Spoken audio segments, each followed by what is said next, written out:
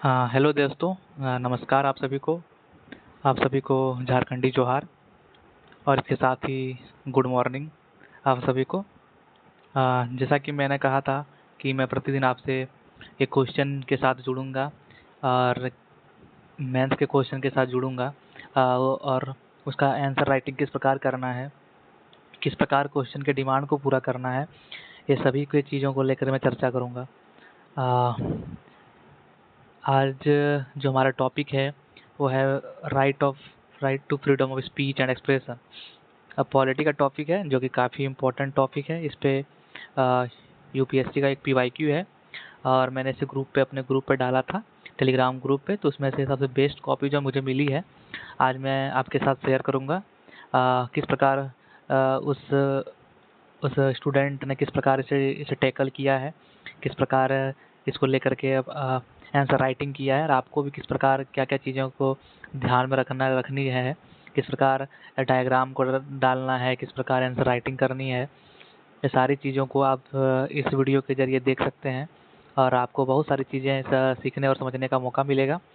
आइए चलिए हम लोग स्टार्ट करते हैं आज के क्वेश्चन से। जैसा कि लोग देख सकते हैं, आज का क्वेश्चन है, what do you understand by the concept freedom of speech and expression?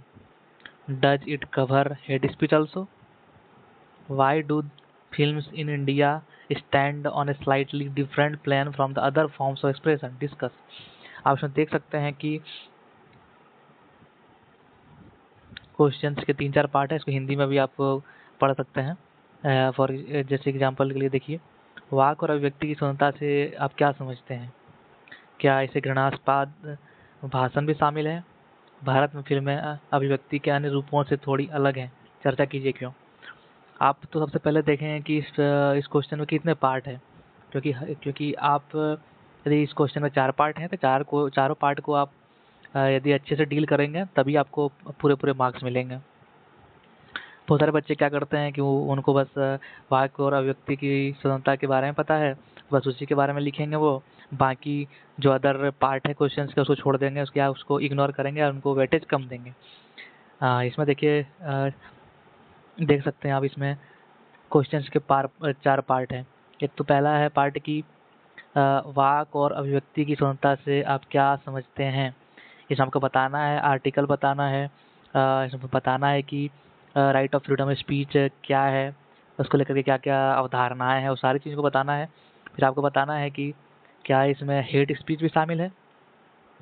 तीसरा पार्ट जो क्वेश्चन का है कि जो फिल्म्स हैं वो एक्सप्रेशन के अन्य मीडियम से किस प्रकार डिफरेंट है, इसको लेकर के आप चर्चा करना है।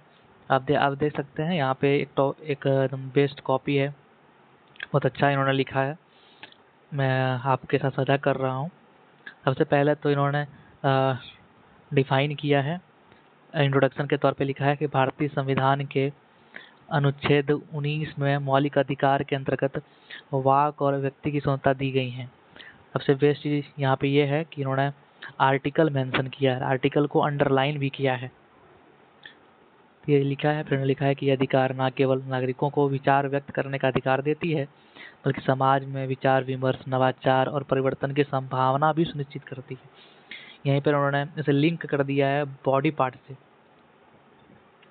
आगे आप देख सकते हैं कि किस प्रकार इन्होंने जो सब टॉपिक है उसको किस प्रकार लिखा है, उसको किस प्रकार हाईलाइट किया है, बॉक्स के अंदर डाला है। और आर्टिकल के साथ शुरू वो करते हैं कि है क्या, जो कॉन्सेप्ट जो है right of freedom and speech वो है क्या, उसको लेकर के बात करते हैं और लिखते हैं कि article 19 clause A sub clause A के तहत नागरिकों को बोलने, लिखने, छापने, चित्र, फिल्म इत्यादि की किसी भी माध्यम से अपनी बात रखने की स्वतंत्रता प्रदान करता है।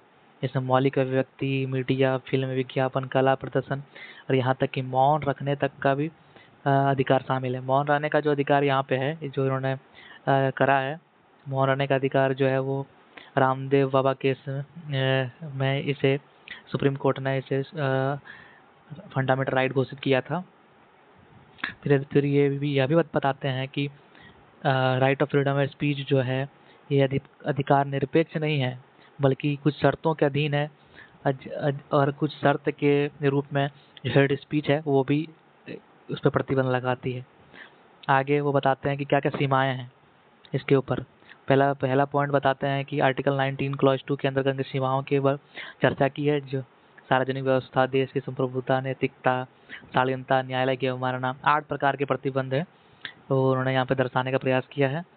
और इसी प्रकार इन्होंने यह भी बताया है कि इस प्रकार ही अभिव्यक्ति की स्वतंत्रता के ऊपर भी कुछ सीमाएं और रखी गई हैं। ठीक है। फिर इन्होंने बताया है कि फिल्में किस प्रकार भिन्न है अभिव्यक्ति के मीडियम के रूप में, या फिर राइट ऑफ फ्रीडम या एक्सप्रेशन के मीडियम के रूप में किस प्रकार जो फिल्म्स हैं वो डिफरेंट है। उनकी प्रवृत्ति के बारे में बताया गया है। और इन्होंने यह बताया है कि भारत में फिल्में अभिव्यक्ति के अन्य रूपों से भिन्न है। क्यों भिन्न है भाई? क्योंकि इनका एक विजनल और इसका दृश्य श्रवण प्रभाव पड़ता है, और ये समाज पे एक ब्रॉडर सेंस में प्रभाव डालता है, अलग बनाती है। क्योंकि इसे कारण क्या क्या व्यापक पहुँचे प्रभाव है, फिल्में करोड़ों लोगों तक पहुँचती है तथा समाज पर गहरा मनोवैज्ञानिक प्रभाव छोड़ती है, साइकोलॉजिकल इम्पैक्ट छोड़ती हैं। सेकंड इन्होंने बताया है सामाजिक संवेदना को भी जोड़ती है। फिल्मों को धार्मिक और सांस्कृतिक संवेदनाओं से जोड़ करके देखा जा सकता है। फिर समाज की प्रतिक्रिया के रूप में भी फिल्मों को देखा जा सकता है। इसलिए इन्होंने बताया है कि उपरोक्त कारणों के माध्यम से ही फिल्म एक डिफरेंट मीडियम है, इसलिए इसका इंस्टीट्यूशनल कार्य करने की आवश्यकता है इसको लेकर के। और इसके लिए ही एक एक्ट भी लाया गया है, सिनेमाटोग्राफ एक्ट 1952, जिसके तहत यह बताया गया है कि एक बोर्ड की स्थापना की गई है, सेंसर बोर्ड, जिसके माध्यम से क्या चीज़ प्रदर्शित किया जा सकता है, क्या चीज़ समाज के सामने आएगा, उसको लेकर के यहाँ पे बात की जाती है। और इसके अंतर्गत ही फिल्मों को 4 कैटेगरी में भी बांटा गया है। आप देख सकते हैं, इतना इम्पोर्टेंट नहीं है, लेकिन इन्होंने आज एक अच्छा बताया है। सार्वजनिक हो गया, अभिभावक हो गया, व्यस्त हो गया, सामान्य श्रेणी। और अब यहाँ पर इन्होंने बताते हैं कि क्या क्या न्याय जुडिशियल व्याख्याएं हैं, जिसके माध्यम से फिल्म को स्वतंत्र रखने की बात करी गई है। एक केस के बारे में उन्होंने बताया है, के अब्बास वर्सेस भारत संघ, जिसमें बताया गया है कि न्यायालय ने फिल्मों की पूर्व सेंसरशिप को संवैधानिक रूप से वैध माना है। फिर एक दूसरा केस है एस आर रंगराजन बनाम जगजीवन राम, फिल्म सेंसर केवल 19+2 के आधार पर ही हो सकती है। जो प्रतिबंध है 19+2 के अंतर्गत, उसके माध्यम से ही इस प्रतिबंध लगाया जा सकता है। फिर उन्होंने बताया है कि साधारण दृष्टि से ही फिल्मों का मूल्यांकन होना चाहिए, ना कि अति संवेदनशील व्यक्ति के नज़रिए से। ये इन्होंने बताया। लास्टली इन्होंने यह बताया है कि कंक्लूड किया है, और कंक्लूजन के रूप में इन्होंने यह बताया है कि निश्चित रूप से वाक और अभिव्यक्ति की स्वतंत्रता भारतीय लोकतंत्र का आधार है या स्तंभ है, लेकिन यह असीमित स्वतंत्रता नहीं है। घृणास्पद भाषण को रोकना समाज की सुरक्षा के लिए आवश्यक है तथा फिल्मों की व्यापक सामाजिक प्रभाव को देखते हुए उन पर विशेष नियंत्रण उचित है।